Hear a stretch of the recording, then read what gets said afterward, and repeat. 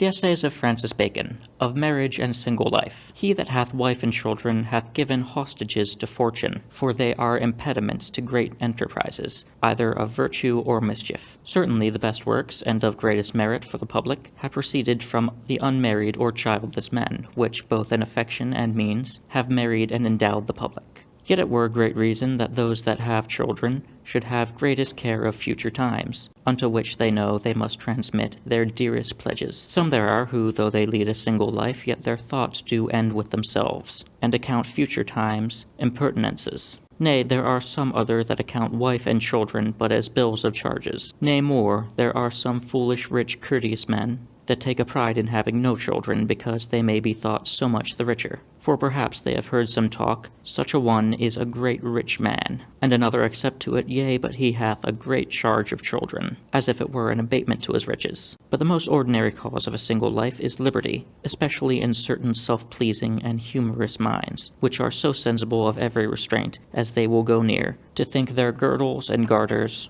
to be bonds and shackles. Unmarried men are best friends, best masters, best servants, and not always best subjects, for they are light to run away, and almost all fugitives are of that condition.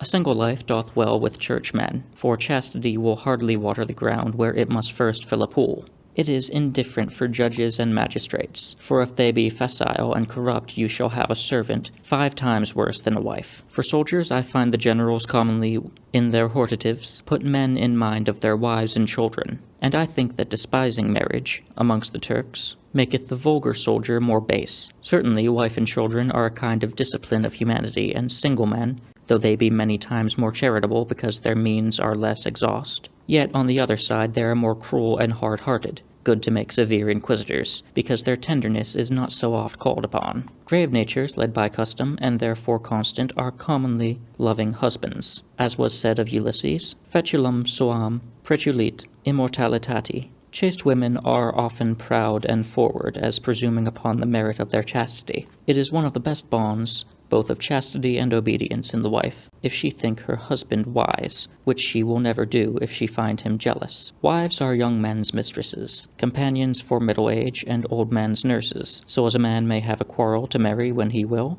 but yet he was reputed one of the wise men that made answer to the question, when a man should marry, a young man not yet, an elder man not at all. It is often seen that bad husbands have very good wives, whether it be that it raiseth the pride of their husband's kindness when it comes, or that the wives take a pride in their patience. But this never fails, if the bad husbands were of their own choosing against their friends' consent, for then they will be sure to make good their own folly.